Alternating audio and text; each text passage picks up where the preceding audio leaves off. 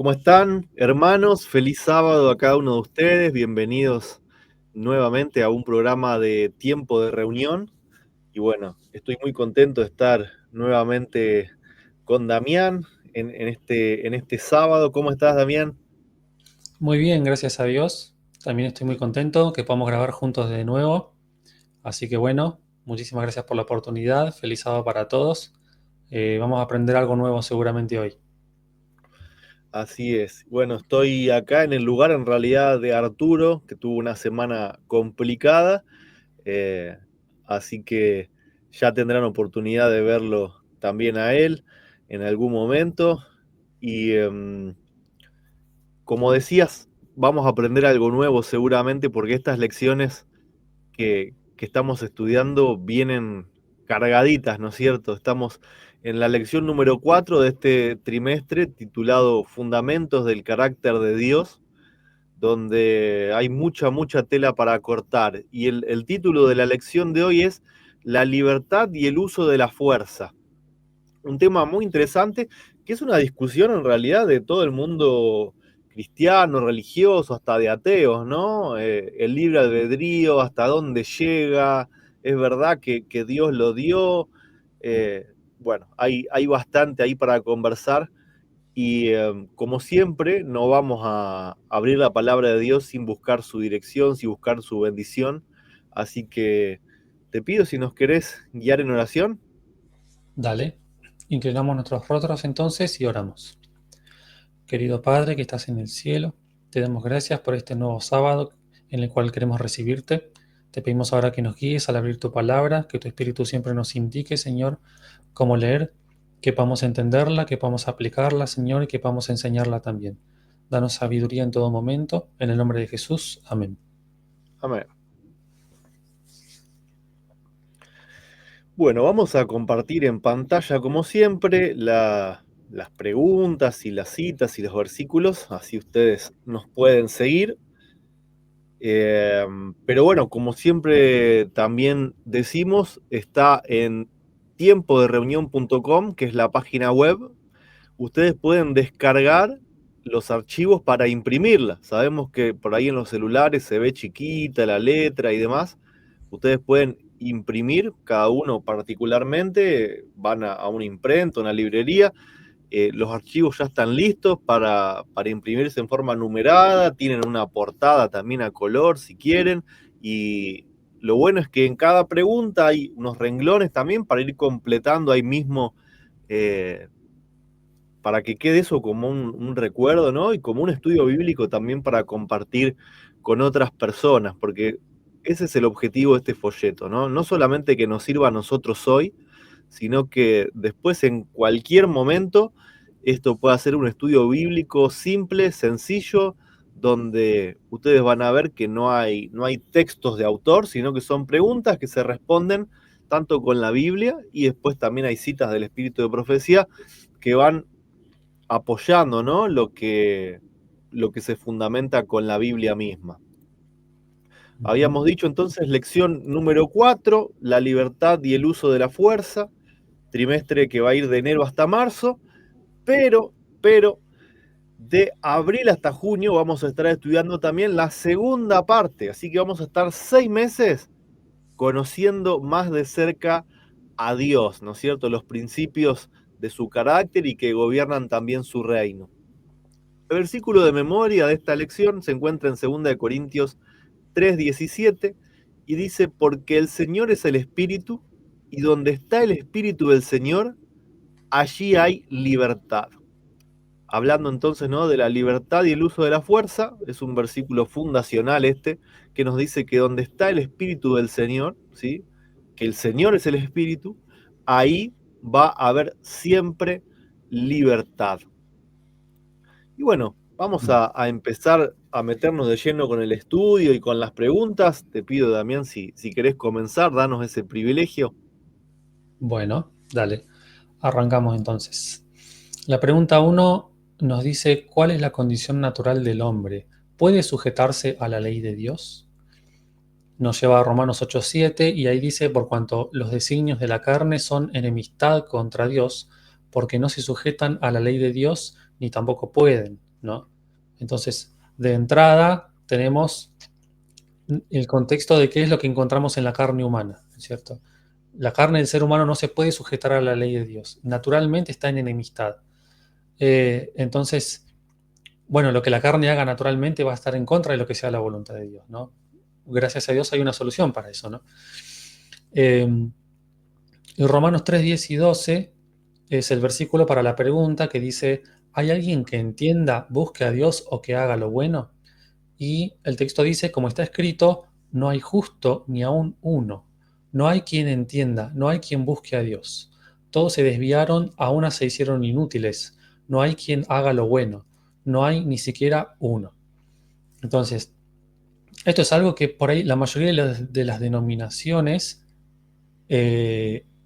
comprende, o al menos tiene un acercamiento, pero esta lección del fundamento del carácter de Dios es como que se dedica a responder las preguntas difíciles del cristianismo, ¿no? Que está buenísimo. Y en esto es algo en lo que la mayoría estamos de acuerdo, pero ahora vamos a ver cómo es el hombre y bueno, y cómo es Dios en contraparte y cómo nosotros podemos llegar a ese carácter que es el carácter de Dios, ¿no? Cómo avanzamos en el camino para parecernos cada vez más a Él. Pero de entrada tenemos que asumir que naturalmente no hay justo ni a un uno y los designios de la carne son enemistad contra Dios, ¿no? Nuestra naturaleza va en contra de todo lo que es bueno, ¿no? Es tremendo. El entendimiento del pecado cambia la vida porque es mucho más maligno de lo que nosotros creemos y pensamos, ¿no es cierto? Es Sí, tremendo. totalmente. Dice la pregunta 2. ¿Puede el hombre hacer lo que quiere? Romanos 7 del 14 al 21 es lo que vamos a leer. Y dice, porque sabemos que la ley es espiritual, mas yo soy carnal, vendido al pecado. Vemos acá, ¿no? Abro un paréntesis, dos naturalezas, ¿no? Una naturaleza carnal y una naturaleza espiritual. Es el mundo en el que vivimos nosotros, ¿no es cierto? Dos naturalezas. Nosotros nacemos ya con una que es la carnal. Y entonces el apóstol dice, porque lo que hago no lo entiendo, pues no hago lo que quiero, sino lo que aborrezco, eso hago. Y si no lo quiero, esto hago y apruebo que la ley es buena. ¿Sí? Y si lo que no quiero, esto hago, apruebo que la ley es buena. Entonces Pablo está en una crisis, ¿no? Porque igual que nosotros, mentalmente, ahora conversando, nosotros queremos elegir a Dios, ¿no? Queremos obedecer a Dios, sabemos que Dios es justo, queremos vivir con Él, pero después cuando salimos de acá y apagamos las cámaras y vamos a vivir, y ahí se hace difícil, ¿no? Ahí salen las cosas carnales, empiezan a salir los enojos, la ira, la falta de paciencia. Ahí es donde Pablo empieza a decir, yo sé lo que es bueno, quiero hacerlo, pero no me sale automático lo otro, ¿no? Y entonces como me veo a mí haciendo las cosas tan mal, entonces ahí veo que la ley de Dios en realidad es buena, ¿no es cierto? Y sigue diciendo, de manera que ya no soy yo quien hace aquello, sino el pecado que mora en mí.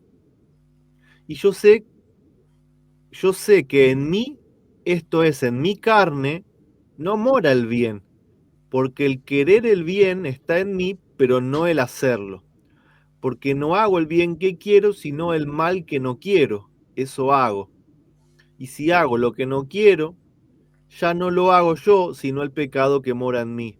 Así que queriendo yo hacer el bien, hallo esta ley, que el mal está en mí. Bueno, por un lado le damos la razón a Pablo, ¿no? A Pedro, perdón, cuando decía que Pablo escribía difícil y que por eso los indoctos y los inconstantes tuercen sus palabras. Pero en realidad, o sea, yo me lo imagino a Pablo hablando solo, ¿no? Como a veces a mí me pasa que me meto a la ducha y me escuchan hablando solo y me preguntan si estoy loco, ¿no? Pero lo imagino a Pablo así, ¿no es cierto? Mirándose y diciendo, Señor, yo te aseguro que estoy intentando y hago el esfuerzo y voy, me sale todo lo contrario. Y digo, bueno, me voy a poner las pilas, quiero ser paciente, quiero ser bueno y después voy y me sale lo otro. y entonces ahí es donde Pablo explica, ¿no es cierto? Hay una naturaleza en nosotros que viene por herencia, y que no solo por herencia, sino que nosotros nos encargamos de cultivar día a día todos esos rasgos negativos, esos rasgos pecaminosos, esas inclinaciones, las vamos cultivando para que sean aún más fuertes, y entonces, por más que nosotros queramos, ya nos es imposible, ¿no? Vivir la vida de Dios, vivir bajo los principios de Dios. Somos totalmente contrarios a lo que es la ley de Dios, ¿no es cierto? Claro. Es Sí, es tremendo, como, pero es nuestra realidad. sí. Es como, Pablo parece que hace como un monólogo, ¿no? Es como, como decía vos, me lo imaginé muy, parece que está frente al espejo diciendo, hago esto, pero hago aquello, ¿no? Y esta lección sí, es como al estudiar el carácter de Dios, eh, por un lado es una revelación maravillosa y por otro lado es un golpe duro al yo, ¿no? Porque ahí está lo que queremos cambiar. Entonces, es una lección importantísima, ¿no? Y bueno, esto, al Pablo ponerse en primera persona y él contar en primera persona lo que a él le pasa como testimonio, es mucho más poderoso. Y el testimonio de cada uno en la transformación del carácter es muy poderoso también. Así es. Por eso que después también Pablo dice, mas ya no vivo yo, Cristo vive en mí, ¿no? O sea, Ujú. si hay algo que puedo hacer bien, no es porque yo lo haga, sino porque Cristo lo hace a través mío, ¿no? Es tremendo. Pero bueno, Claro. es un poquito a lo que nos va a ir llevando esta lección, ¿no? Ujú. Bien, la pregunta 3 dice, ¿en qué consiste la obra de Dios en relación a las elecciones del hombre? Es como, bueno, a ver qué papel juega Dios en cuanto a lo que el hombre elige, ¿no? Eh, y acá estamos un poco entrando en lo que es la elección. eh, y la verdad de que Dios nos da la libertad de elección, ¿no? Y eso lo vemos en toda la Biblia. Filipenses 2.13 dice, porque Dios es el que en vosotros produce así el querer como el hacer por su buena voluntad. Y esto en cuanto a lo bueno estamos hablando, ¿no? Si tomamos el versículo de abajo, ¿cómo y desde cuándo lo hace? Dice, pondré enemistad entre ti y la mujer. En contexto le está hablando a la serpiente, ¿no? Pondré enemistad entre ti y la mujer y entre tu simiente y la simiente suya. Esta te herirá en la cabeza y tú le herirás en el calcañar. Entonces, Dios puso originalmente y desde el principio, ¿desde cuándo lo hace? Desde el principio, una enemistad entre la iglesia, vamos a decir nosotros, y la serpiente, ¿no? Ahora, el asunto es, ¿tengo la libertad yo de rechazar esa enemistad y amistarme con la serpiente? Totalmente, lo vemos en todas partes. Como también tengo la libertad de elegir eso que Dios puso en mí y permanecer enemistado con la serpiente. Y al permanecer enemistado con todos esos principios, los principios de la serpiente, entonces Dios puede producir en mí el querer como el hacer, ¿no? Pero siempre está la elección, siempre está la elección personal involucrada en cada caso. Tal cual. Y pensaba en una cita que no aparece acá, o sea, no, en el momento de redactar la lección no se me ocurrió agregarla a esta pregunta. Una cita de Elena de White que dice que si Dios no hubiese hecho esto, ¿sí? De poner esa simiente, que después sabemos que esa simiente es Cristo, ¿no? También lo dice Pablo. Si no lo hubiese hecho, dice que el hombre se hubiese aliado con Satanás para hacer guerra contra Dios. Mm. O sea, una vez que Adán y Eva pecaron, fíjate que no tarda mucho en que el pecado llegue a su máxima expresión, porque es su hijo primogénito el que asesina al segundo hijo, ¿sí? No son 4.000 años de pecado, 6.000 años de pecado hasta llegar a nosotros y recién nosotros nos depravamos. O sea, fueron un par de años, una primera generación donde el pecado ya dio sus frutos, ¿no es cierto? Entonces, Dios sabía que si no hacía esto de poner la simiente, que es Cristo, ¿no? Tocando a la puerta del corazón, como decías vos, ¿viste? No obliga, Él toca la puerta. Después vos decidís si querés abrir o no. Pero cuán importante es que si Dios no hubiese hecho desde el comienzo esto, y el hombre ya prácticamente hubiese hecho guerra contra Dios y se hubiese destruido a sí mismo, ¿no es cierto? Creo que estaríamos Ujú. en la inexistencia misma. Sí, Dice, ¿qué caminos ha puesto Dios delante de nosotros? Jeremías 21:8 dice, a este pueblo dirás, así ha dicho Jehová, he aquí pongo delante de vosotros camino de vida y camino de muerte. Esto es interesante, ¿no? Porque Dios pone los caminos, pero Él no está eligiendo por nosotros y mucho menos está diciendo, bueno, si caminas por acá, entonces te voy a tener que matar, ¿no es cierto? El camino es claro, el camino va hacia la muerte. Si lo escoges, lo estás escogiendo vos, lo estoy escogiendo yo, y sabiendo de antemano, ¿no? Cuáles son las consecuencias. Y Dios está ahí durante toda nuestra vida mostrándonos cuál es el camino de la vida, ¿no es cierto? sí, totalmente. Él no te empuja por un camino, ¿no? Sino que Él te dispone los caminos. Ahora vamos a leer otro texto Sí, que vas a leer. sigue la pregunta, ¿no? Dice, ¿qué nos aconseja Dios respecto a estas opciones? Deuteronomio 30, del 15 al 19. Dice, mira, yo he puesto delante de ti hoy la vida y la muerte, perdón, la vida y el bien, la muerte y el mal. Porque yo te mando hoy que ames a Jehová tu Dios y que andes en sus caminos y guardes sus mandamientos, sus estatutos y sus decretos, para que vivas y seas multiplicado y Jehová tu Dios te bendiga en la tierra a la cual entras para tomar posesión de ella. Mas si tu corazón se apartare y no oyeres, y te dejares extraviar, y te inclinares a dioses ajenos, y les sirvieres, yo os protesto hoy, que de cierto pereceréis. No prolongaréis vuestros días sobre la tierra donde vais, pasando el Jordán, para entrar en posesión de ella. Y a los cielos y a la tierra llamo por testigos hoy contra vosotros, que os he puesto delante la vida y la muerte, la bendición y la maldición. Escoge pues la vida para que vivas tú y tu descendencia. Es interesante que dice, al cielo y la tierra llamo por testigos, ¿no? O sea, están todos testigos que Dios dice desde el principio, están estos dos caminos. Si venís por acá, te puedo dar vida. Y si vas por el otro, no te puedo dar vida, vas a encontrar la muerte, pero encima yo voy a protestar durante ese tiempo. Te voy a insistir, por favor, elegí la vida. Vení, ese camino te lleva a la muerte. Vení para acá, por favor. Y durante toda una vida, cierta cantidad de años, Dios insiste, ¿no? Para que lo elijamos, para que lo escojamos a Él. Eso es verdadera libertad, ¿sí? ¿No es cierto? Y no eh, alguien que te diga, si no haces lo que yo te digo, te tengo que eliminar por el bien de los demás, ¿no? Te amo, pero te tengo que eliminar.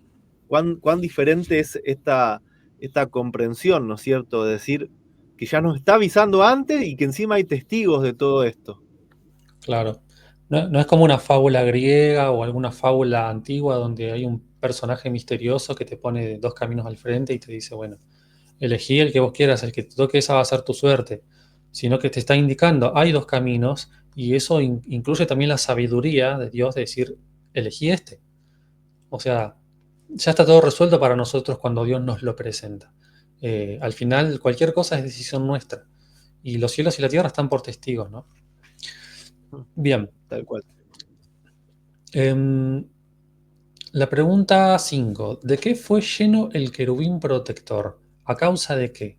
¿Qué implica estar lleno de eso? ¿No? Acá ya estamos entrando un poco en otro asunto también relacionado.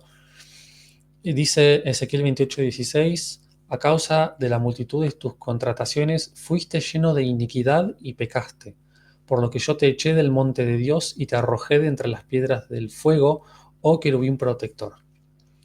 Entonces, acá es como que estamos entrando un poco en el tema de cómo Dios nos da la libertad, pero en la falta de libertad hay acciones que actúan por la fuerza, ¿no es cierto? Tenemos por un lado la libertad y por el otro lado el uso de la fuerza, ¿no?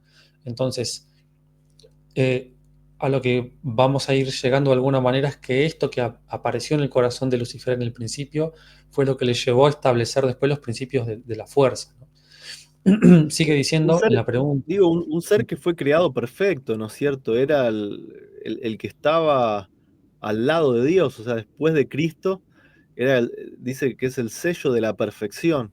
Y sin embargo, también, a riesgo de todo lo que podría significar, Dios le dio completa libertad, ¿no es cierto? Y, Ujú. y es claro el texto cuando dice a causa de qué entró el mal, ¿no? A causa de tus contrataciones, o sea, de algo que él le dio rienda suelta dentro suyo, no algo que Dios pueda haber hecho por fuera, ¿no? Claro. Claro, justamente esa libertad fue la que habilitó esto, ¿no? Eh, Dice, busca el significado de la palabra iniquidad en el diccionario Strong, lo que lo vamos a ver en la nota 1, y después dice cuál es su significado primario, compara con las versiones, bueno, varias versiones, la Biblia de las Américas, la de Jubileo, varias versiones. Bueno, la nota 1, bueno, arriba tenemos el texto con cada uno de esos códigos que representa el código que es la palabra original. Y la que nos interesa es la 2555, ¿no? Está la definición abajo, dice, a causa de tus contrataciones fuiste lleno de iniquidad, es iniquidad. Ahora, ¿qué significa iniquidad en el diccionario Strong? Que nos va a dar un significado más amplio de la palabra. Y bueno, tenemos violencia, por implicación mal, daño, ganancia injusta, afrenta, agravio, crueldad, daño, bueno, desnudar, falso, forjar contra, hacer iniquidad, palabras relacionadas con la injuria, con la injusticia, con la maldad, con los malvados, con la rapiña, con el robo, con la violencia, ¿no? Entonces, dentro de esta palabra iniquidad que está ahí en este texto, implica todo esto, que son todos atributos dañinos, son todos atributos malos, son todos atributos que no vemos en Dios ni en su Hijo, ¿no? Va un poco a eso el sentido de definir esta palabra. Tal cual. Y a continuación, sí, tenemos la nota 2. ¿La querés leer vos? Bueno, dale, dice Ezequiel 28:16, comparado en las distintas versiones, ¿no? Dice, a causa de la abundancia de tu comercio, te llenaste de violencia y pecaste. Yo pues te he expulsado por profano del monte de Dios. Nos quedamos, ¿no?, con la primera parte del versículo, de tus contrataciones, de tu comercio. Eh, la segunda también dice, la multitud de tu contratación. Después la Dios habla hoy, dice, la abundancia de tu comercio, la abundancia de tu comercio también. Es como que me imagino o me lleva a la mente a ver la situación como hacen los políticos, ¿no? Cuando empiezan a pergeñar algo que está mal, pero se ponen de acuerdo para convencer a otros y ver a ver si todos votamos para allá. eh, o cuando intentamos, o cuando se intenta, ¿no?, llevar adelante un delito entre varias personas y se empiezan a convencer a ver de quién hace qué parte, hasta que están todos de acuerdo y proceden, ¿no? Todo esta cosa que es hablar por detrás, ponerse de acuerdo, convencer a otro de algo que no es, convencer de que algo que está mal en realidad está bien. eh, Todo eso, ¿no es cierto? Todas esas palabras que nacen del corazón donde hay un espíritu de maldad, de iniquidad, de injusticia, toda esa definición que vos leíste, ¿no es cierto? Todo eso tiene que ver con el comercio y las contrataciones, ¿no? Ese intercambio que Satanás propuso a los ángeles para convencerlos con mentiras a causa de Dios, ¿no? Y bueno, viene la respuesta de los ángeles, charlas, conversaciones, hasta que, ¿qué es lo que sucede cuando conversás con Satanás? Por su sabiduría termina convenciendo, ¿no es cierto?, a muchos si no estás aferrado de Dios. Claro. Sí, ya que traes al caso la comparación con un gobierno, es como, vamos a decir, el líder de la oposición, ¿no? Vos sos un gobernante y la oposición tiene un líder. El líder de la oposición está constantemente examinando, esperando que pase algo malo, esperando que se demuestre algún fallo en el gobierno, alguna falla de carácter. Convence a los demás de que el líder de la oposición está haciendo determinadas cosas mal y de hecho incita a la rebelión, ¿no?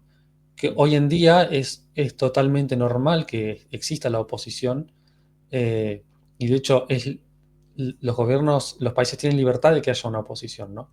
Eh, y Lucifer es como que se transforma básicamente en eso, en el líder de la oposición. Y cuando pensamos en el líder de la oposición, vienen a la mente todas estas cosas que vos mencionabas recién.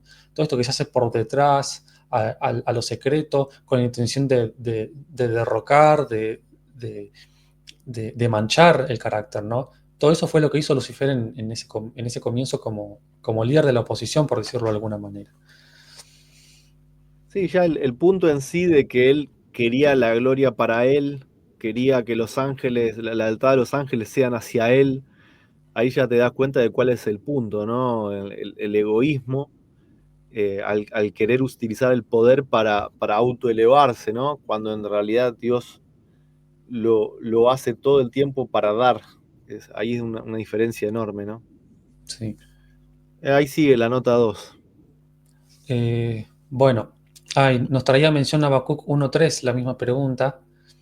Decía, ¿por qué me haces ver iniquidad y haces que vea molestia? Destrucción y violencia están delante de mí y pleito y contienda se levantan. Acá es Dios que está hablando y a él le está doliendo que la humanidad le presente iniquidad y molestia, ¿no? Molestia en el sentido de la molestia que se le causa a los demás seres humanos los unos a los otros. Destrucción y violencia, pleito y contienda. Eso es algo que le duele a Dios en su corazón, no es algo que él disfruta de ver y observar desde el cielo. Entonces, por eso él hace este reclamo, por decirlo de alguna manera, en este texto, de que es algo que él ve y que lo ve en la humanidad, tiene que estar viéndolo porque es nuestro Padre y a él le causa dolor esto, ¿cierto? Sí, hay textos bíblicos que dicen, ¿no? Que todo lo escondido va a salir a la luz. Porque por más que, si en el corazón le damos rienda suelta, por más que no llegue a hechos, Dios lee el corazón y todas esas cosas se van a saber, ¿no? Qué tipo de juicio uno hace de Dios y de su palabra y de su gobierno, ¿cierto? Dice, ¿qué deben dejar y quitar los príncipes de Israel? ¿Qué implica quitar las imposiciones?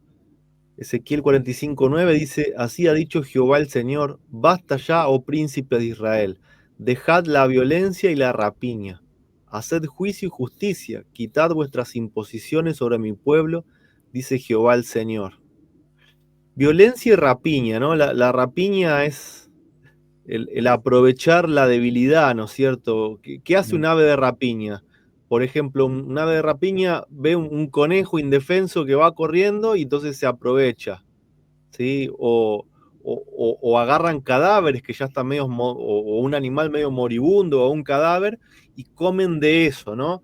Es la fortaleza contra la debilidad. Y acá está diciendo que los príncipes estaban haciendo violencia justamente en la debilidad del pueblo, ¿no? Le dice, deje de aprovecharse, dejen de imponerse por la fuerza, porque ustedes hacen violencia, ¿no? Son rapiña. Eh, Dejen de imponerse y siempre durante toda la historia del mundo, principalmente los líderes religiosos utilizaron, ¿sí? El hecho de jugar con la conciencia de los demás para poder imponerse con fuerza y con violencia, ¿no? Mirá, yo soy el guardián de la ley, Dios nos eligió a nosotros. Eh, Mirá, tenés que hacer esto, vení, trae todas tus ofrendas para acá, hace aquello, hace esto, tráeme, porque a mí Dios me eligió, yo soy el sacerdote de Dios. Y entonces, cuando vos crees que el sacerdote de Dios es quien te acerca a Dios o te trae el perdón, el que intermedia, te ves casi obligado, ¿no es cierto?, por conciencia a ceder a todo lo que esta persona dice. Eh, Fíjate que lo han hecho muchísimas religiones a lo largo de toda la historia. Han jugado violentando la conciencia utilizando el nombre de la religión, ¿no es cierto? Y Sí, Dios total. dice, no hagan eso, ¿no es cierto? Llama a los líderes a que no hagan eso. Y en Isaías 58:9 dice, entonces invocarás y te oirá Jehová, clamarás y dirá él, heme aquí, si quitares de en medio de ti el yugo y el dedo amenazador y el hablar vanidad. Entonces, especialmente hablando a los líderes, ¿no? Los líderes tienen que ser siervos. Y esto también se puede aplicar no solo a los líderes religiosos, sino, por ejemplo, a nosotros como cabeza de una familia. Si te toca ser jefe en un empleo, en una fábrica, toca en tener empleados a cargo, ¿no es cierto? O sos un contratista o tenés obras de construcción y tenés empleados a cargo. Si te toca tener un grupo a cargo en la iglesia. eh, si te toca ser el hermano mayor y quedarte a cargo cuando tus padres no están, no uses el dedo amenazador, no pongas yugo sobre los que tenés que tener una responsabilidad, ¿no es cierto? Porque acá el objetivo es ser siervo, el que es mayor tiene que ser un siervo y no utilizar la violencia, el dedo amenazador, el yugo y el hablar, ¿no? Las contrataciones, el hablar para salir beneficiado, ¿no? Esto es algo que Dios detesta, ¿no es cierto? Y dice que si haces lo que está bien, vas a invocar a Jehová y Jehová va a decir, heme aquí. Entonces, por el contrario, si elegimos el hecho de usar la fuerza, de no dar libertad, de querer gerenciar a todo el mundo, Jehová no puede escuchar esa oración, ¿no es cierto? Porque son métodos que él no utiliza y son principios que están fuera de su gobierno y que no forman parte de su forma de ser y de su carácter, ¿no? El hecho de violentar y de obligar a la gente a que haga lo que él quiera. Si no me obedeces, y bueno, te tengo que destruir, ¿no? Sí, me quedó la palabra imposiciones y la asocié con la palabra impuestos, ¿no? O sea, ¿qué es el impuesto? Algo que se impuso, Mm, básicamente. A ver, hoy en día pagamos los impuestos y sabemos que, bueno, eso le paga al empleado municipal y todo eso, entonces es como que tiene un propósito. Pero antes, por ejemplo, en la época de Jesús, venían los romanos y gobernaban sobre una ciudad y le hacían pagar un impuesto. Estaba impuesto. Eh, que en ese momento se llamaba tributo y venían los publicanos y tenían que cobrar los impuestos, ¿no? Eh, y es un poco a la vista del pueblo, era injusto, ¿no? A ver, ¿por qué tengo que pagar esto? Eh, a ver, ¿qué hice para tener que pagar esto? No, no hay ninguna razón por la cual tengo que pagar esto y esto es injusto. Entonces, los textos en realidad hablan un poco de esas imposiciones que hacen los seres humanos sobre otros seres humanos en los que estas personas tienen que hacer cosas que a sus ojos son injustas para poder satisfacer al que está por encima, ¿no? Eh, Después, capaz, lo vamos a conectar un poco con el hecho cuando Jesús dice, si alguien te pide llevar la capa, que le des la capa, dale también la túnica y eso, ¿no? Es lo sí. que a nuestros ojos es injusto y muchas veces es cierto, lo que es lo que el Señor nos quiere aliviar, ¿cierto? El carácter de Dios consiste en aliviarnos de eso. Bien, la pregunta 7 dice, ¿qué produce la intimidación? ¿Cómo se intimida según el contexto histórico de estos versículos? ¿No? Eh, Podríamos buscar lo que es intimidar en el diccionario y todo eso, pero muchas veces la Biblia misma nos define perfectamente lo que es una palabra sin tener que buscarla en el diccionario. Esdras 4:4 nos dice, pero el pueblo de la tierra intimidó al pueblo de Judá, lo atemorizó para que no edificara, ¿no? Mm. Entonces, vamos a notar que la herramienta principal y más importante del gobierno de la fuerza es el miedo, ¿no? Usada por los gobiernos, usada por algunas religiones y usada por eh, toda clase de organizaciones. El miedo es lo que suele servir para impulsar a las personas a tomar determinado curso de acción por la fuerza.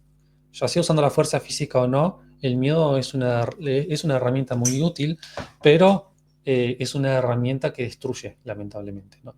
Sí, Y vuelvo al ejemplo de nosotros como padres, ¿no?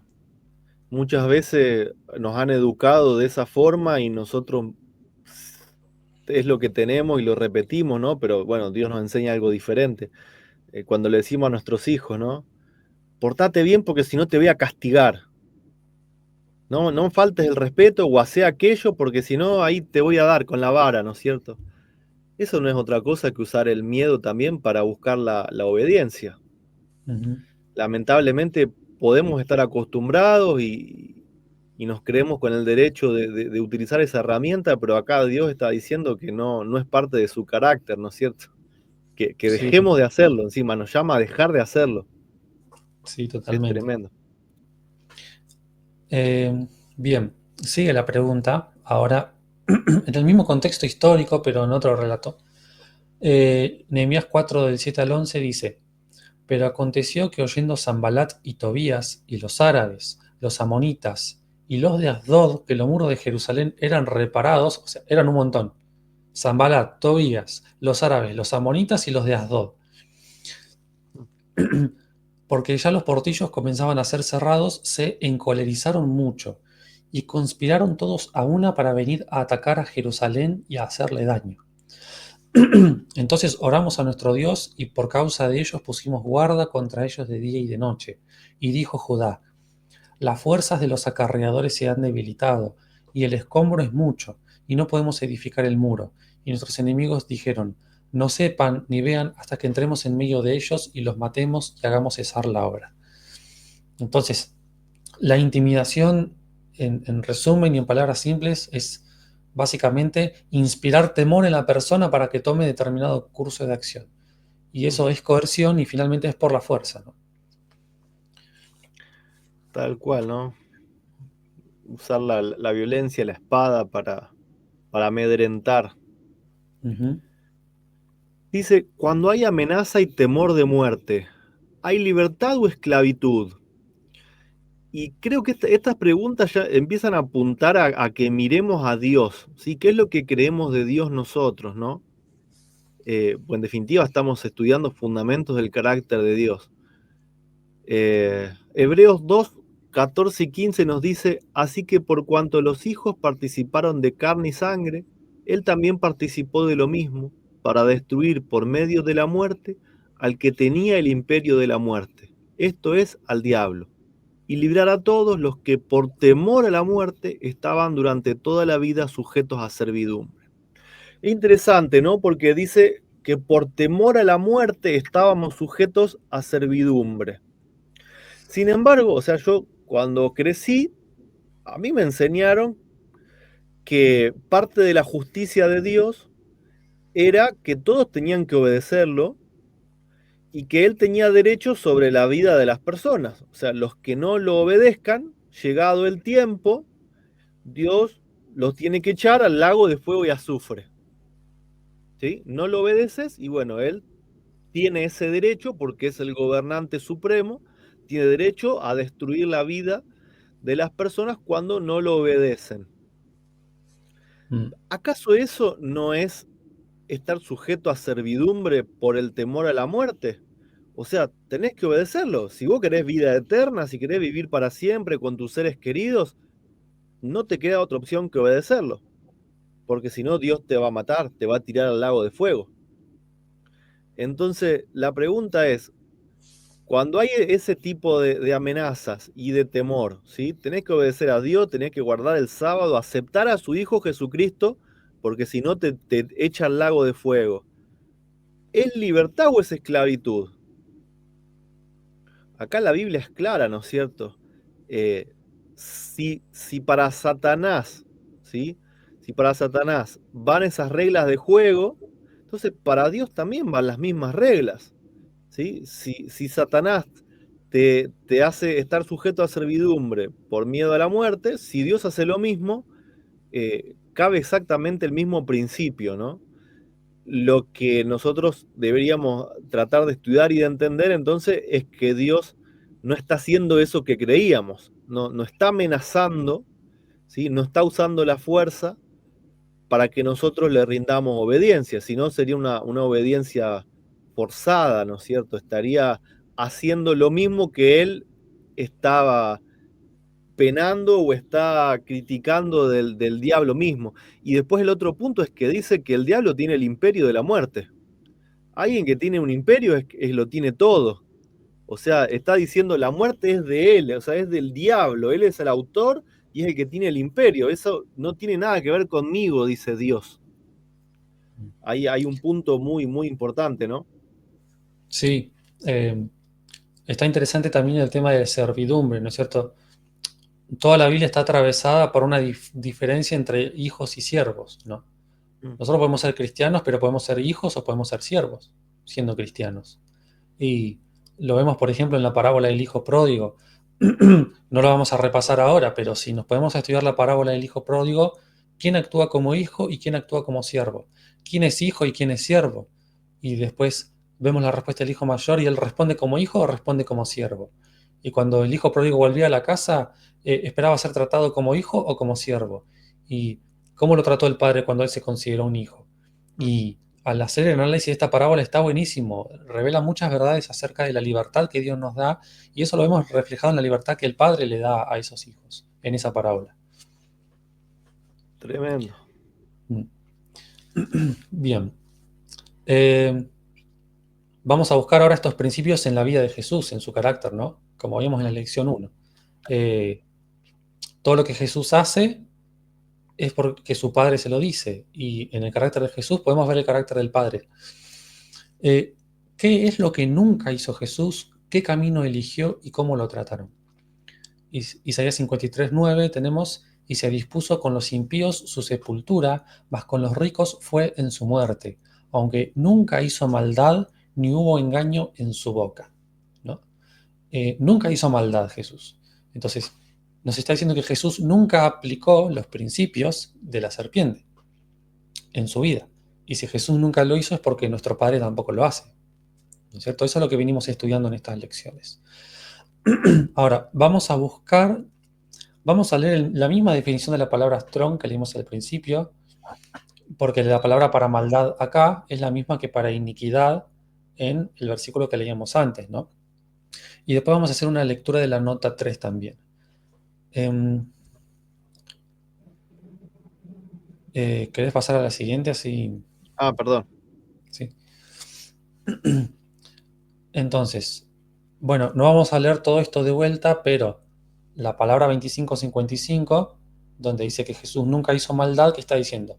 Jesús nunca hizo daño, nunca hizo injusticia, nunca hizo falsedad, nunca cometió iniquidad, injuria, maldad, no fue malvado, no cometió rapiña, ni robo ni violencia.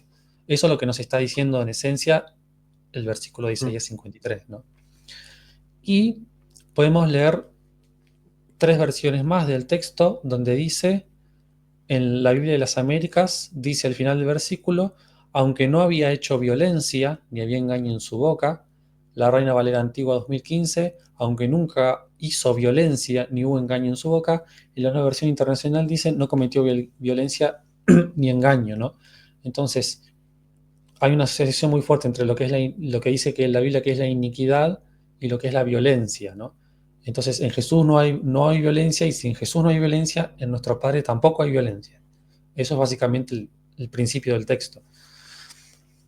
Sí, y es interesante que también parte de la iniquidad vimos que es oprimir, obligar, ¿no es cierto? Estar todo el tiempo haciendo coerción para que te obedezcan, para que te escuchen. Y cuando vemos la vida de Cristo no hubo nada de esto, ¿no? O sea, Él enseñaba libremente y los que querían estar estaban, los que no querían estar no estaban, e incluso cuando los que le deseaban mal venían, tampoco los despreciaba, ¿no? Y hablaba de la misma manera. Uh-huh. Dice, ¿cuál era la misión de Jesús en relación a la libertad de la humanidad? En Lucas 4, 18 al 21 están sus palabras, ¿no? Donde dice, el Espíritu del Señor está sobre mí, por cuanto me ha ungido para dar buenas nuevas a los pobres. Me ha enviado a sanar a los quebrantados de corazón, a pregonar libertad a los cautivos y vista a los ciegos, y a poner en libertad a los oprimidos y predicar el año agradable del Señor. Y enrollando el libro, lo dio al ministro y se sentó. Y los ojos de todos en la sinagoga estaban fijos en él, y comenzó a decirles, hoy se ha cumplido esta escritura delante de vosotros.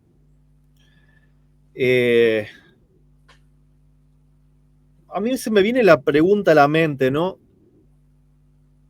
Vamos a suponer que vivimos en una época más antigua donde hay esclavos, ¿no?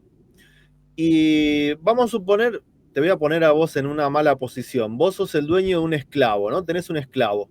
Y yo vengo con todo el sentido de la justicia y empiezo, ¿no? Ningún ser humano merece ser esclavo. Yo voy a libertar, lo voy a libertar. Y agarro, te quito de esclavo, lo llevo a mi casa y lo pongo a hacer que me sirva a mí, porque si no lo castigo. ¿Qué sentido tiene eso?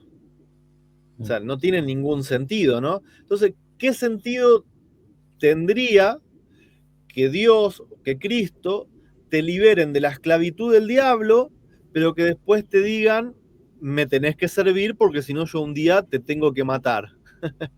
No tiene ningún sentido, ¿no es cierto? O sea, estaríamos en una contradicción muy, muy seria, ¿no? Sin embargo, las palabras de Jesús son bien claras y podemos buscarlas directamente en el original de Isaías, ¿no? Esas palabras que él leyó del rollo, que dicen, ¿no es más bien el ayuno que yo escogí, desatar las ligaduras de impiedad, soltar las cargas de opresión y dejar ir libres a los quebrantados, y que rompáis todo yugo?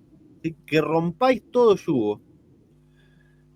Y en el 61:1 dice, el Espíritu de Jehová el Señor está sobre mí, por cuanto me ungió Jehová para enviar a predicar buenas nuevas a los abatidos, vendar a los quebrantados de corazón y publicar libertad a los cautivos y a los presos apertura de cárcel. Entonces, una parte central de la misión de Jesús, eh, que es dar a conocer el carácter de Dios, parte de ese carácter es darle libertad a todas sus criaturas.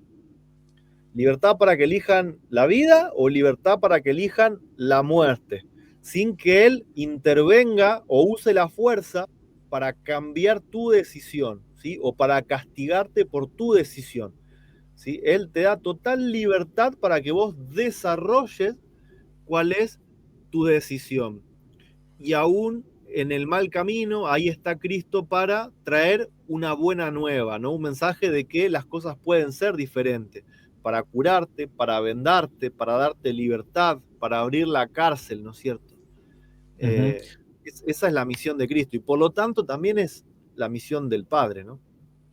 Claro, y fíjate la mentalidad que yo tenía antes, cuando era chico incluso, porque todavía tenía grabada esa mentalidad de lo que dijo Lucifer en el cielo en ese momento. Todo pecado merece ser castigado, ¿no?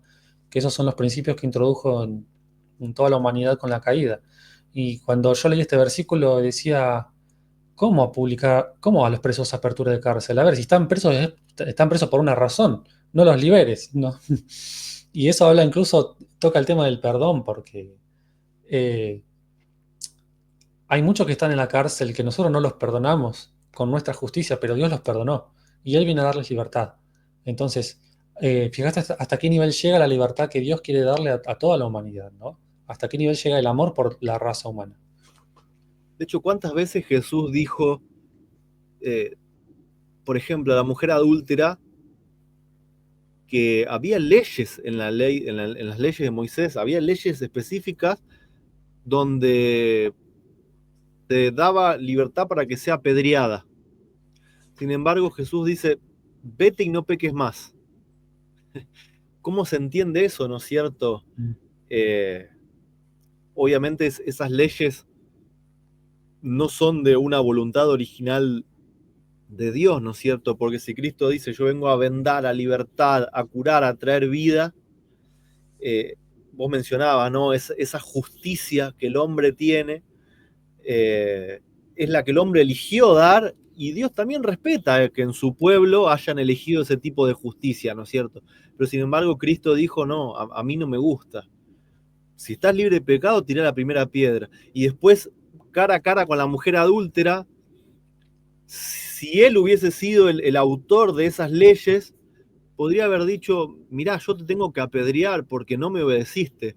Y sin embargo le dice, vete, o sea, eres libre, no peques más porque el pecado te va a matar, el pecado te lleva a la muerte, no lo hagas, pero andá libre, porque yo no te voy a esclavizar, no te voy a poner en la cárcel, no voy a hacer coerción sobre tu conciencia, te perdono, andá. Qué diferente, ¿no? Es la justicia y el trato que Dios y que Cristo tienen para con el ser humano culpable al que tenemos nosotros. Aún nosotros también siendo culpables, ¿no es cierto? Es como que somos bastante caraduras en ese sentido, ¿no? Bien. La pregunta 11 dice, ¿cómo es el reino celestial según lo reveló Jesús en la tierra? A ver, ¿Qué nos dice Jesús acerca del reino que Él quiere establecer, ¿no? En Isaías 60:18 nos dice: nunca más se oirá en tu tierra violencia, destrucción ni quebrantamiento en tu territorio, sino que a tus muros llamarás salvación y a tus puertas alabanza, ¿no?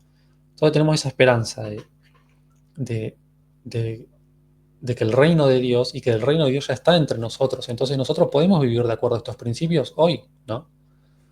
Nosotros podemos vivir de acuerdo que en nuestra tierra, lo que está bajo nuestros pies, no haya ni violencia, ni destrucción, ni quebrantamiento. Esa es la promesa. Y en Juan 18:36, ya en la vida de Jesús y en las palabras de Jesús, nos dice: respondió Jesús, mi reino no es de este mundo. Si mi reino fuera de este mundo, mis servidores pelearían para que yo no fuera entregado a los judíos, y que era lo que sus servidores en realidad pretendían hacer, y de hecho intentaron hacerlo. Pero Jesús les dice: no, esos no son los principios de mi reino, ¿no? Y él termina el versículo diciendo: mi reino no es de aquí. Entonces, los principios de este mundo en cuanto a la justicia no son los principios de Dios. Eh, Dios no es como nosotros, y Él no piensa como nosotros, y sus caminos son más altos que los nuestros. Qué interesante que dice que si su reino tendría ciertas características de este mundo, sus servidores pelearían por él, ¿no es cierto? En ese momento hubiesen peleado para no ser entregados, y en otros momentos también pelearían para hacer valer su verdad y sus principios, ¿no? Recuerdo cuando los discípulos dijeron por los samaritanos, ¿no? Señor, ¿quieres que hagamos descender fuego del cielo así como hizo Elías? Y lo ponen a Elías en la discusión, ¿no? Así como hizo Elías. Elías hizo descender fuego del cielo y quemó 2 batallones enteros de soldados con sus capitanes. Y entonces los discípulos dicen: bueno, Elías se fue al cielo. Señor, ¿quieres que hagamos como hizo Elías? Y Jesús le dice: ustedes no saben de qué espíritu son. Fíjate que hasta en ese sentido, ni para defender la palabra de Dios, ni para defender el reino de Dios, los servidores de Cristo utilizan la fuerza o utilizan la violencia, ¿no? Y eso es una lección para mí. Yo recuerdo en el pasado pretender ser un luchador, ¿no es cierto? Un guardián de la verdad de Dios, y entonces atacaba a las personas para defender a Dios. Dios no necesita que lo defiendan.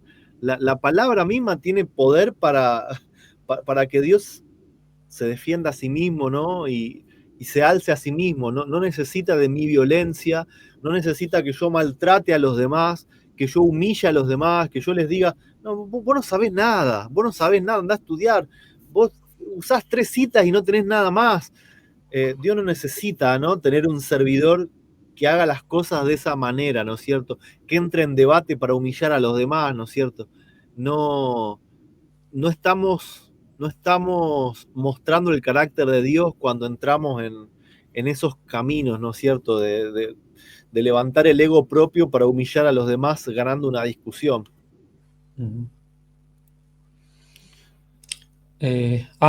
Sigue la pregunta. Sí. Sí. Más acerca del reino celestial. Entonces, Mateo 5, 38 al 48. Oísteis que fue dicho ojo por ojo y diente por diente, pero yo os digo: no resistáis al que es malo. Antes, a cualquiera que te hiera en la mejilla derecha, vuélvele también la otra. Y al que quiera ponerte a pleito y quitarte la túnica, déjale también la capa. Y a cualquiera que te obligue a llevar carga por 1 milla, ve con él 2. Al que te pida, dale, y al que quiera tomar de ti prestado, no se lo rehuses, ¿no? Sigue en la diapositiva siguiente el texto. Uy. Y sigue diciendo... Uy. Ahora que se me pasa de largo. Ahí está. Esta, ¿no? Sí. Oísteis que fue dicho: amarás a tu prójimo y aborrecerás a tu enemigo. Pero yo os digo: amad a vuestros enemigos, bendecid a los que os maldicen, haced bien a los que os aborrecen, y orad por los que os ultrajan y os persiguen, para que seáis hijos de vuestro Padre que está en los cielos, que hace salir su sol sobre malos y buenos, y que hace llover sobre justos e injustos. Porque si amáis a los que os aman, ¿qué recompensa tendréis? ¿No hacen también lo mismo los publicanos? Y si saludáis a vuestros hermanos solamente, ¿qué hacéis de más? ¿No hacen también así los gentiles?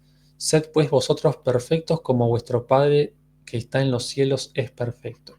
¿No? Eh, Hay tanto para sacar de este texto, ¿no? De hecho, el miércoles subimos un video, un sermón muy lindo en el canal de Maranata Media Latinoamérica, que habla, que de hecho desarrolla todos los principios presentados en este texto, de Mateo 5, 38 y 48. Es muy amplio, pero el reino celestial es completamente al revés de lo que son los reinos terrenales. Incluso el día de hoy, eh, incluso con el conocimiento que tenemos por ahí, leemos estas cosas y nos recuerda que necesitamos un cambio de mente completo, porque esto está completamente fuera de lo que la humanidad conoce como los reinos de la tierra o como la justicia humana. Y es algo completamente opuesto y diferente cómo opera el reino de Dios basado solamente en el amor hacia el prójimo, hacia Dios y hacia el prójimo, ¿no? Sí, y podríamos volver a lo que hablábamos, ¿no? De las leyes del apedreamiento, de las leyes de la muerte, ¿no?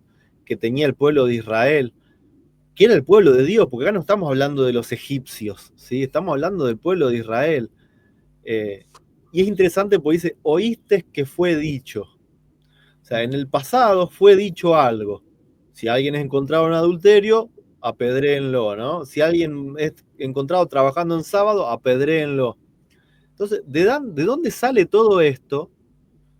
Si Jesús dice, bueno, sí, ustedes oyeron que fue dicho, pero yo les digo. Entonces, evidentemente, todo eso que fue dicho en realidad por bocas humanas, ¿no es cierto? Es lo que los hombres tenían en su corazón, el deseo de apedrear, de castigar, de perseguir. Pero Jesús ahora reinterpreta, ¿no? Lo que son sus palabras y les dice, amad a vuestros enemigos, bendecid a los que os maldicen, no apedres a nadie, ¿sí? Porque sos tan pecador como los demás. Y Dios, aunque te considera pecador, también hace llover sobre vos, también derrama bendiciones, todos los días te está dando vida, ¿no? Y lo hace a pesar de que sos malo. Y lo otro interesante es que dice, sed pues perfectos como vuestro Padre. Y no está diciendo acá que ser perfecto es eh, no equivocarse en nada, sino que el contexto es hacer el bien.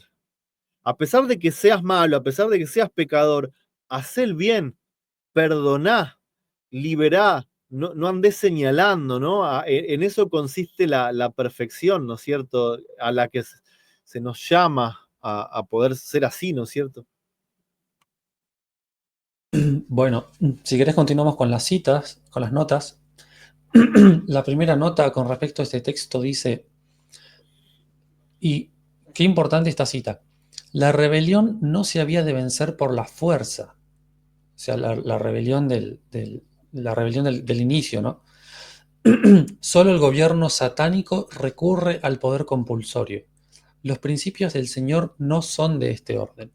Su autoridad descansa en la bondad, la misericordia y el amor, y la presentación de estos principios es el medio que quiere emplear.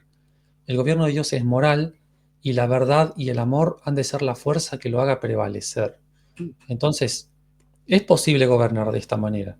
Es posible gobernar nuestras iglesias, nuestras familias de esta manera. Se puede gobernar y se puede demostrar autoridad y gobierno a través de la bondad, la misericordia y el amor, ¿no? Eso es algo que antes nos era totalmente desconocido, ¿no? Sí, de hecho, el trimestre anterior lo que estudiamos es el ágape, ¿no es cierto? Tuvimos un trimestre entero estudiando las características del amor ágape de Dios. Y eso es lo que ha de prevalecer, ¿no es cierto? Pensar en todas esas características y que no hay lugar ni para la fuerza, ni para la amenaza, ni para la muerte, ni para el castigo, que de eso se encarga Satanás y el pecado mismo, ¿no? La paga del pecado es la muerte, el pecado es quien da esa paga, ¿no? Que ninguna de esas herramientas son utilizadas por Dios para hacer prevalecer su reino, ¿no? Están fuera de él. Y la nota 5, un poquito más larga, dice, la ley del amor es el fundamento del gobierno de Dios y el servicio del amor el único servicio aceptable para el cielo, ¿no? Antes hablamos del servicio por la fuerza, el servicio por miedo no es aceptable para el cielo. Dios ha concedido a todos el libre albedrío, ha dotado a los hombres de la capacidad de apreciar su carácter y por tanto de la capacidad de amarle y de elegir su servicio. Mientras los seres creados adoraran a Dios, estaban en armonía a lo largo del universo. Mientras el amor a Dios era supremo, abundaba el amor a los demás. Como no había ninguna transgresión de la ley, que es la transcripción del carácter de Dios, ninguna nota de discordia perturbaba las armonías celestiales. Así era cuando era perfecto, ¿no? Y el amor era el fundamento, el servicio del amor era el servicio aceptable, y el amor a Dios era supremo y todo estaba en armonía gracias al amor. Y eso quiere Bueno, decir y Dios, que, Dios no cambia, ¿no es cierto? O sea, si Él buscaba servicio por amor, lo sigue buscando. ujú, sí, totalmente. Y estos principios podemos trasladarlos a nuestra vida y que en nuestra vida funcionen de esa manera. No es algo que está allá arriba inalcanzable, se nos da a nosotros, ¿no? Y no sé, Roberto, si querés leer la siguiente cita. Bueno, dice, cuando Cristo estuvo en esta tierra, buscó en vano algo con lo que comparar a su reino. ¿A qué compararé el reino de Dios? Dijo, o con qué parábola lo compararemos. El que es la sabiduría de Dios parecía dudar avergonzado. No había nada en los reinos terrenales que pudiera utilizar como medio de comparación. La sociedad no contenía ningún símbolo apropiado de su iglesia. El reino de Cristo no tiene ni puede tener ninguna semejanza con los reinos del mundo. En el reino de Cristo no hay ningún instrumento de coerción. En él la fuerza no tiene lugar. El evangelio de aquel que dio su vida por la vida del mundo es un evangelio de paz. Es la gracia del Salvador, su amor, su tierna compasión lo que rompe toda barrera. El evangelio es un poder en sí mismo, por encima de todo y que lo abarca todo. En un principio, es un principio divino e inmutable, un manantial alimentado por la corriente que fluye del trono de Dios. Esto, cuando usa palabras que son totales, a mí me encanta, porque dice que esto es un principio divino e inmutable. En él la fuerza no tiene lugar, ¿sí? Entonces, si en él la fuerza no tiene lugar, no puede venir un día y decir, bueno, se me acabó la paciencia, los impíos tienen que morir, ¿sí? Esto es un principio inmutable, la fuerza no tiene lugar, no hay discusión en esto. Y sin embargo, hay mucha gente que vive diciendo, no, bueno, pero Dios tiene que darle fin al pecado, entonces tiene que matar a los impíos. Son sus hijos. Los impíos también son sus hijos y Dios no cambia, ¿sí? Dios no cambia, Dios no quiere la muerte del impío y Él va a respetar la decisión hasta lo último. ¿Qué es lo último? Cuando se extinga la vida del impío por sus propias decisiones, cuando el impío elige la muerte y su cuerpo se empieza a desvanecer, su vida se empieza a desvanecer, aún ahí va a estar Dios todavía esperando que el impío tome otra decisión, ¿no? No usa la fuerza, no la usa, no usa la muerte, no usa la amenaza, no usa la coerción. Esto es un principio inmutable, no es negociable, no cambia. No existe una sola vez en la que se haga una excepción de esto, ¿no? Sí, totalmente. Sí, sí. Pero bueno, lo que nos cuesta a nosotros entender eso, ¿no es cierto? En que Dios pueda ser así. Es como que queremos crear un Dios a nuestra medida y como nosotros tenemos venganza, como nosotros utilizamos la fuerza, creemos que Dios también es así, que lo tiene que hacer, ¿no? No, Ujú. no vemos todos los medios que Él utiliza para hacerlo de una forma diferente. Dice la pregunta 12, ¿de quién nos quiere librar Dios? Segunda de Samuel 22:3 dice, Dios mío, fortaleza mía, en Él confiaré. Mi escudo y el fuerte de mi salvación, mi alto refugio. Salvador mío, de violencia me libraste. Volvemos, ¿no? ¿Qué sentido tiene librarte de la violencia si después Él la va a utilizar para castigar, ¿no? Salmo 72:14 dice, de engaño y de violencia redimirá sus almas, y la sangre de ellos será preciosa ante sus ojos. La pregunta es, ¿Dios puede eliminar la violencia con violencia? ¿Dios Mm. puede eliminar la muerte con más muerte? ¿Dios puede eliminar la fuerza utilizando la fuerza? No tiene ninguna lógica, no tiene ningún sentido, ¿no? Claro, Dice, entonces, ¿qué es usa como Dios para lograr sus objetivos? Esa es la pregunta, ¿no? Sí, decime. eh, cómo elimina la muerte de nosotros, dando vida, ¿no? Entonces, no viene y mata la muerte que hay en nosotros con una espada, nos da vida, nos da lo que nos falta. Así es como Él elimina lo malo, proveyendo de lo bueno, nunca con violencia. Y bueno, la pregunta, ¿no? ¿Qué usa y qué no usa Dios para lograr sus objetivos? Está en Zacarías 4:6, un versículo muy conocido. Entonces respondió y me habló diciendo, esta es palabra de Jehová Zorobabel que dice, no con ejército ni con fuerza. Eso es lo que no usa, ¿sí? No usa ejército, no usa fuerza. No usa la muerte, no usa la amenaza, no usa la espada. ¿Qué usa? Dice, sino con mi espíritu, ha dicho Jehová de los ejércitos. Usa su espíritu. Su espíritu es su carácter, ¿no? Ese carácter que le dio a su hijo. Ese espíritu que se manifiesta de forma personal a través de Cristo, ¿no? Que no usa la fuerza, que no usa la muerte, que no usa los ejércitos, no usa la espada. Usa el carácter, usa la forma de ser, que es su amor, su misericordia, su perdón, ¿no? Y tenemos ahí dos citas. ¿Querés ayudarme con esta? Y después yo termino con la otra. Bueno, dice, la misión y la obra de Cristo contrastan con el mal y la opresión que se practican universalmente. Los reinos terrenales se establecen y sostienen por la fuerza física, pero esto no iba a ser el fundamento del reino del Mesías. En el establecimiento de su gobierno no se utilizarían armas carnales ni se practicaría la coerción, no se intentaría forzar las conciencias de los hombres. Estos son los principios utilizados por el príncipe de las tinieblas para el gobierno de su reino. Sus agentes están trabajando activamente, buscando en su independencia humana promulgar leyes que están en contraste directo con la misericordia y la bondad de Cristo. La profecía ha establecido claramente la naturaleza del reino de Cristo. Él planeaba un gobierno que no utilizaría la fuerza. Sus súbditos no conocerían la opresión. Los símbolos de los gobiernos terrestres son bestias salvajes, pero en el reino de Cristo los hombres están llamados a contemplar no una bestia feroz, sino al Cordero de Dios. No como tirano feroz vino, sino como el Hijo del Hombre, no para conquistar a las naciones con su poder de hierro, sino a predicar buenas nuevas a los abatidos, a vendar a los quebrantados de corazón, a publicar libertad a los cautivos y a los presos apertura de cárcel, a consolar a todos los enlutados. Perdón. Vino como el divino restaurador, trayendo a la humanidad oprimida y abatida la rica y abundante gracia del cielo, para que por el poder de su justicia el hombre, aunque caído y degradado, pudiera ser partícipe de la divinidad.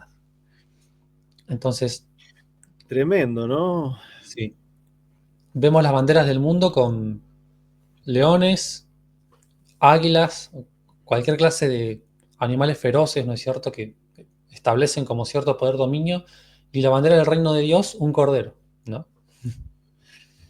Me subrayo ahí cuando dice, ¿no? Él planeaba un gobierno que no utilizaría la fuerza.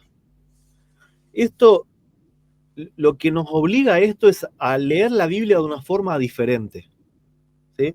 Cuando dice, y todos los impíos fueron echados al lago de fuego, mi manera de leer ese texto no puede contradecir con este otro, un gobierno que no usa la fuerza. Entonces, ¿qué significa el lago de fuego? ¿Qué significa que fueron echados al lago de fuego?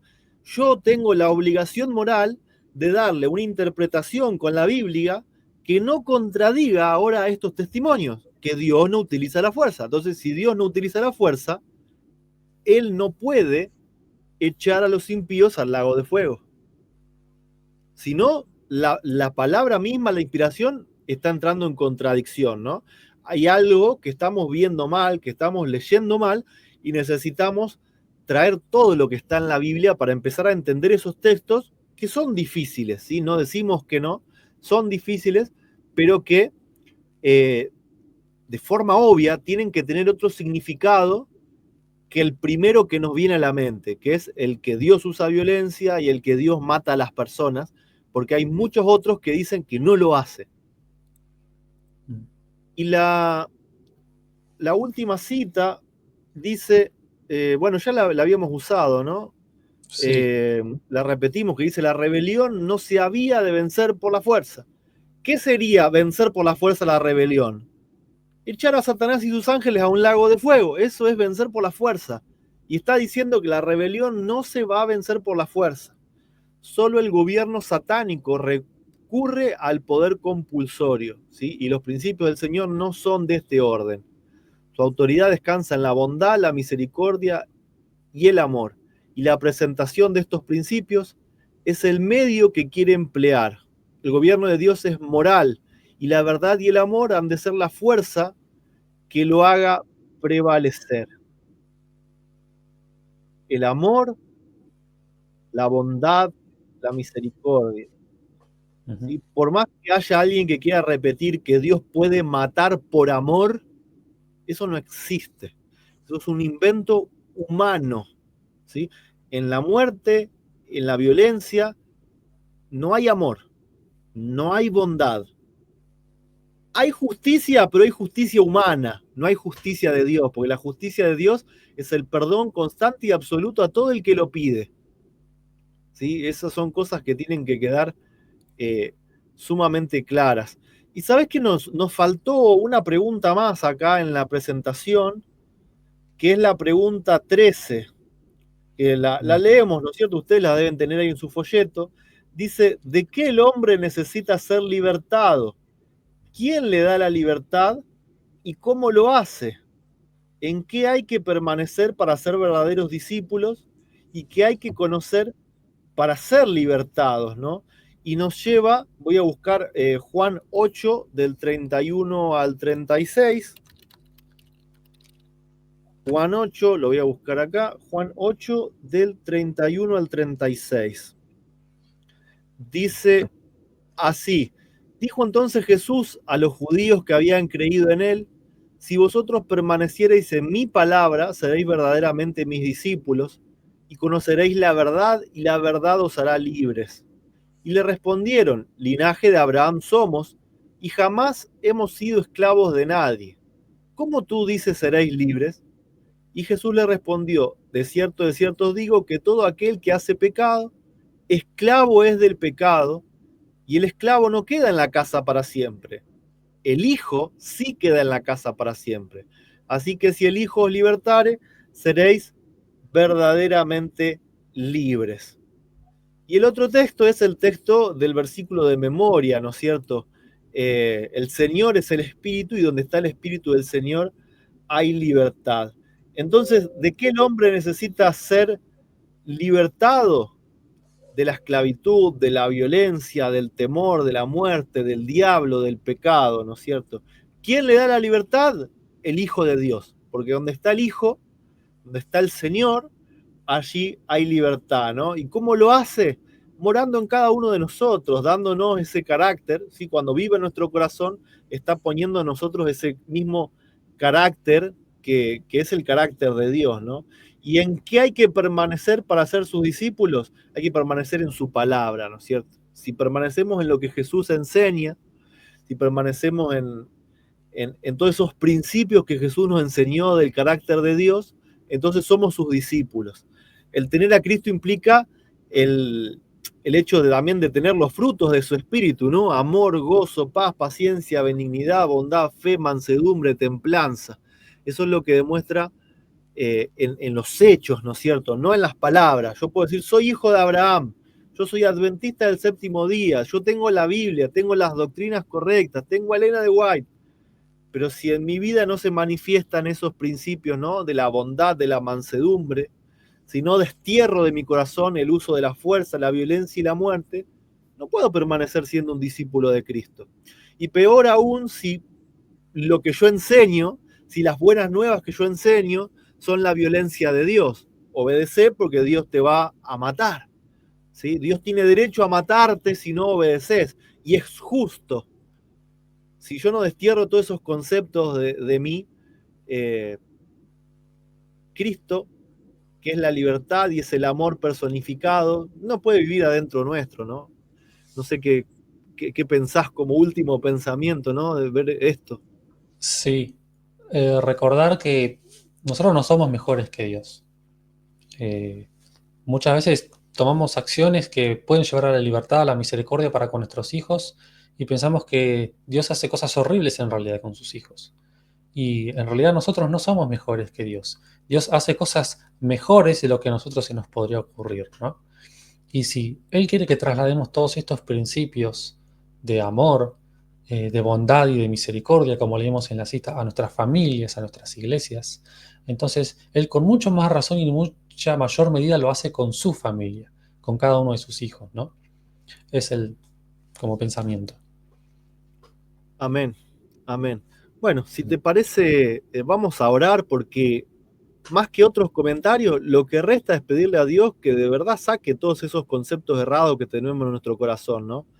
Que nos perdone por pensar mal de Él, por acusarlo de hacer cosas que no hace, de ser quien no es, y que nos ayude a aceptarnos así como Él se quiere revelar, ¿no es cierto? Así que si te parece, vamos a tener esta palabra de oración. Nos ponemos en reverencia.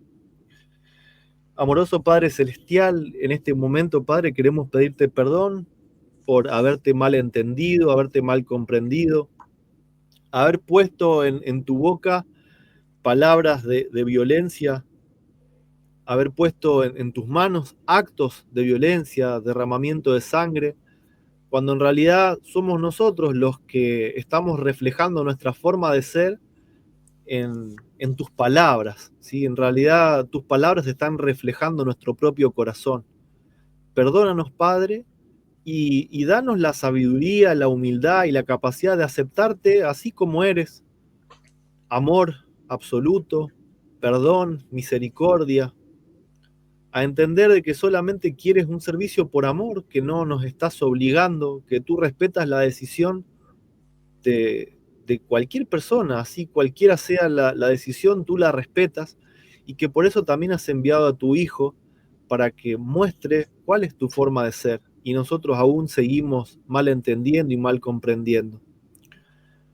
Ayúdanos a aceptarte, Padre, tal cual eres, a aceptar esta revelación que haces de ti mismo a nosotros y gracias por revelarte, Padre, a nosotros, por permitirnos conocerte, porque no somos dignos, porque no lo merecemos, pero aceptamos tu bondad y tu misericordia y tu perdón, la aceptamos en este momento y nos sentimos perdonados, Padre. Por sobre todo, también ayúdanos a compartir o a compartirte, Padre, así como ahora te estamos conociendo de esta forma correcta, que otros también puedan conocerte y que puedan sentir verdaderamente cuáles son las buenas nuevas. En en una buena nueva no hay violencia, no hay sangre, no hay muerte, ni siquiera como último recurso.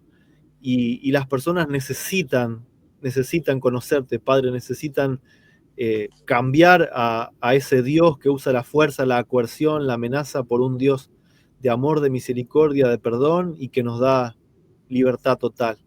Gracias, Padre, por cómo eres y gracias por todo lo que nos das. En el nombre de Jesús oramos. Amén. Amén. Muchas gracias, Damián. Muchas gracias también a todos los que han participado en el chat en vivo, por todos sus comentarios, por todos sus saludos, sus deseos de bendición.